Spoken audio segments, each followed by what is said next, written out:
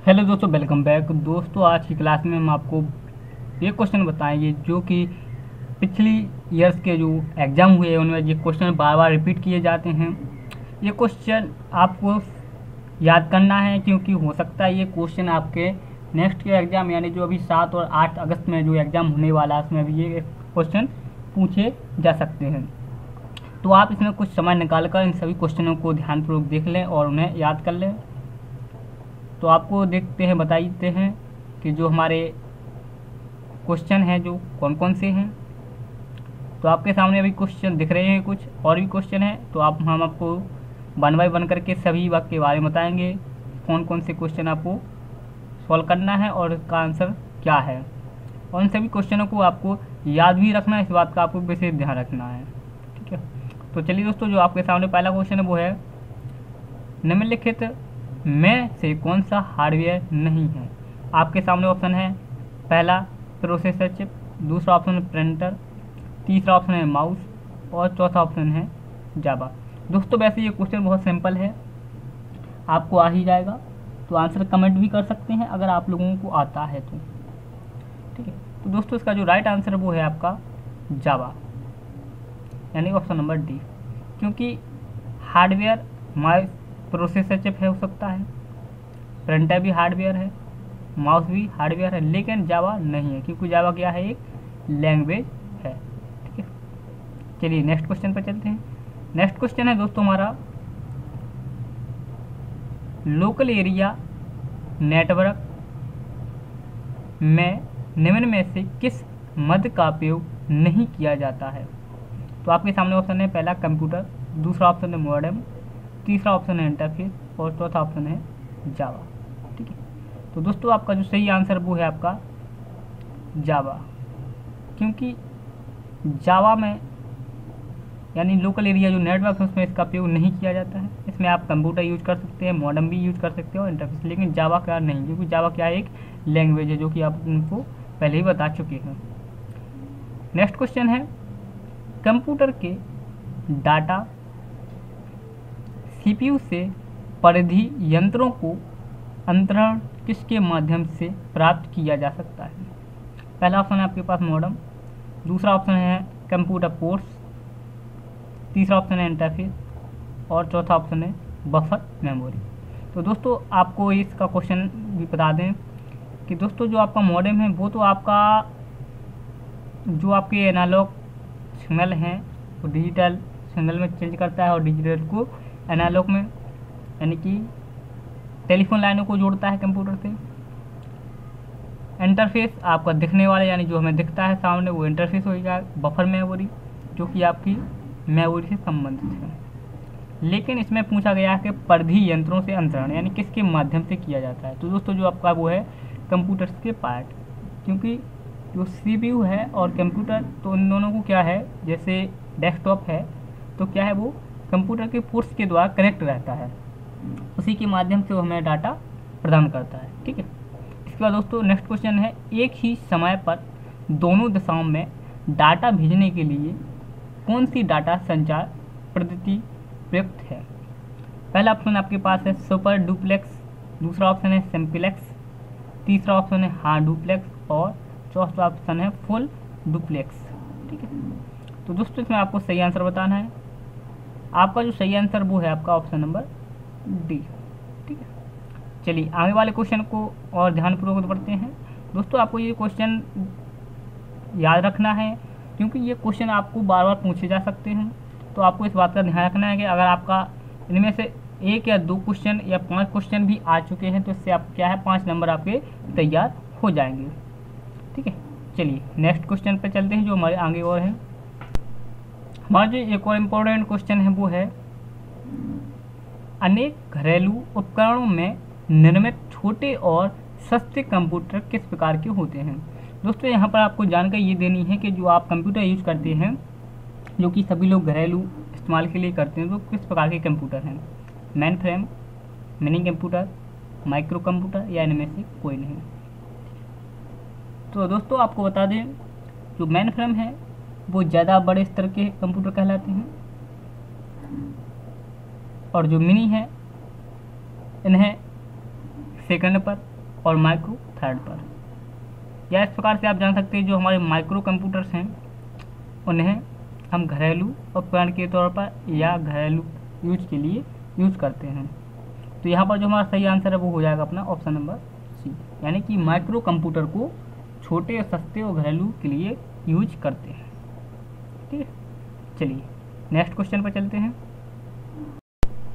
दोस्तों आपके सामने 4 और महत्वपूर्ण क्वेश्चन आ चुके हैं, जो कि ये क्वेश्चन भी बार बार एग्जाम में पूछे जाते हैं।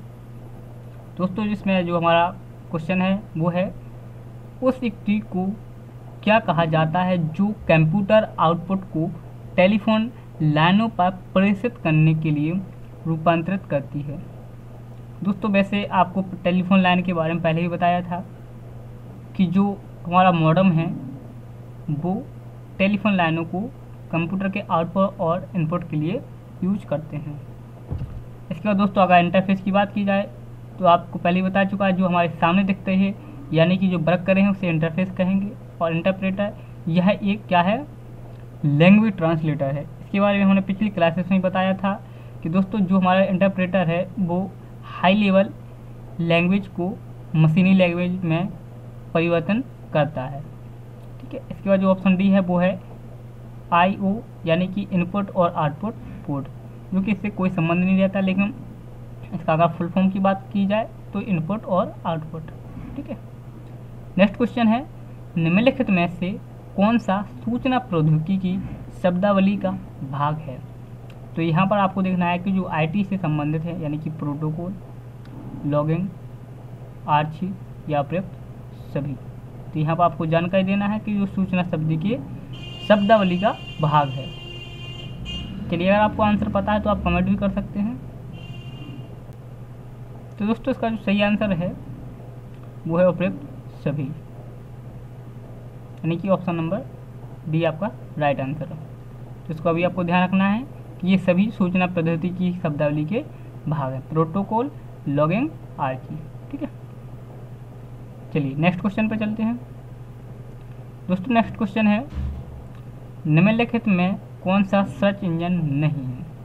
यहाँ पर आपको सर्च इंजन की जानकारी देनी है कि किससे आप सर्च इंजन नहीं कर सकते हैं। पहला गूगल, दूसरा अल्टा विस्टा, तीसरा साइंस डायरेक्ट और चौथा है ऑर्किड। तो दोस्तों यहाँ पर आपको जानकारी हो चुकी है, यहाँ पर हमें ब्राउज़र के बारे में जानकारी देनी है। सर्च इंजन नहीं है दोस्तों, गूगल आपका सर्च इंजन है क्योंकि यहाँ पर हम कोई भी चीज़ को सर्च कर सकते हैं। अल्टा विस्टा यह भी एक सर्च इंजन का वर्क करता है, ऑर्किड भी, लेकिन जो साइंस डायरेक्ट है यह नहीं करता है। तो आपका जो सही राइट आंसर वो हो जाएगा ऑप्शन नंबर सी। ठीक है, अच्छा नेक्स्ट क्वेश्चन है, संचार नेटवर्क जिसका उपयोग बड़ी संस्थाओं पर प्रादेशिक, राष्ट्रीय और वैश्विक क्षेत्र में किया जाता है।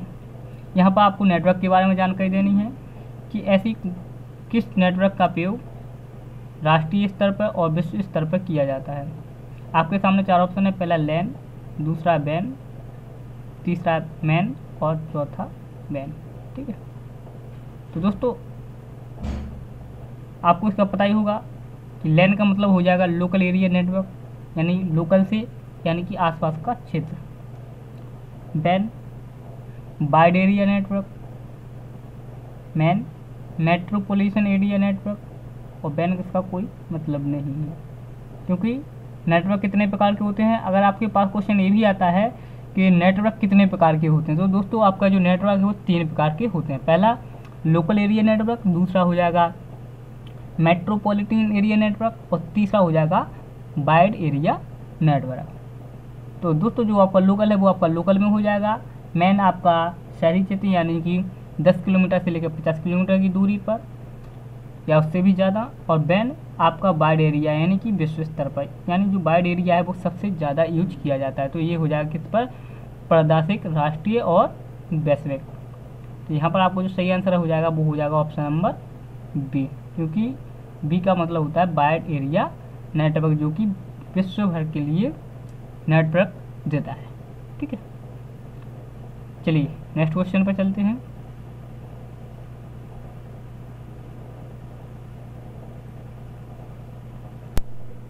दोस्तों आपके सामने 4 क्वेश्चन और आ चुके हैं, ये भी बहुत हमारे लिए बहुत इंपॉर्टेंट हैं। दोस्तों इसमें हमने वही क्वेश्चन इसमें कलेक्ट किए हैं जो कि अधिकतर एग्जाम में बार बार पूछे जाते हैं।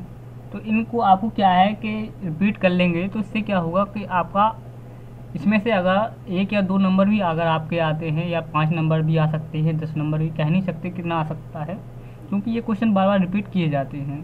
तो आपको इनको ध्यानपूर्वक याद भी रखना है, इसलिए हम आपको यहाँ पर ये बता रहे हैं। तो आपको इसे ध्यानपूर्वक देखें, चाहे तो आप इसे अगर आपको याद नहीं तो आप दोबारा बैक करके भी देख सकते हैं। ठीक है, चलिए ज़्यादा समय नहीं लेते हैं, अगला क्वेश्चन करते हैं। वो है आपका कंप्यूटर निम्नलिखित में से कौन सा कार्य नहीं करता है। तो यहाँ पर आपके सामने 2-3 चीज़ें आ चुकी हैं। यहाँ पर कंप्यूटर कौन सा काम नहीं करता है, इंपोर्टिंग, प्रोसेसिंग, कंट्रोलिंग या अंडरस्टैंडिंग। तो यहाँ पर आपको जानकारी देनी है कौन कौन सी कार्य नहीं करता।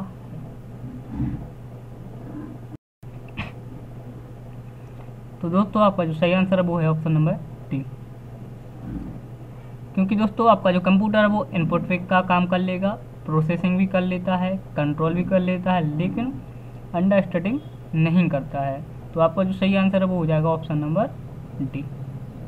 ठीक है, नेक्स्ट क्वेश्चन है, निम्नलिखित में से कौन सा हार्डवेयर का उदाहरण नहीं है। दोस्तों ये बहुत ही सिंपल क्वेश्चन है। तो यहाँ पर आपको ये जानकारी देनी है कौन सा हार्डवेयर का उदाहरण नहीं है। Option number A mouse, printer, monitor या ऑपरेटिंग सिस्टम। तो दोस्तों इसका जो सही आंसर है वो हो जाएगा आपका ऑपरेटिंग सिस्टम, क्योंकि माउस आपका हार्डवेयर का उदाहरण है, प्रिंटर भी उदाहरण है हार्डवेयर का, मॉनिटर भी है, लेकिन ऑपरेटिंग सिस्टम हार्डवेयर का उदाहरण नहीं है, यह एक सॉफ्टवेयर का उदाहरण है। ठीक है, तो इस बात को आपको ध्यान रखना है। ठीक, इसके बाद नेक्स्ट क्वेश्चन है आपका, निम्नलिखित में से कौन सा इंटरनेट संबंधी पद नहीं है।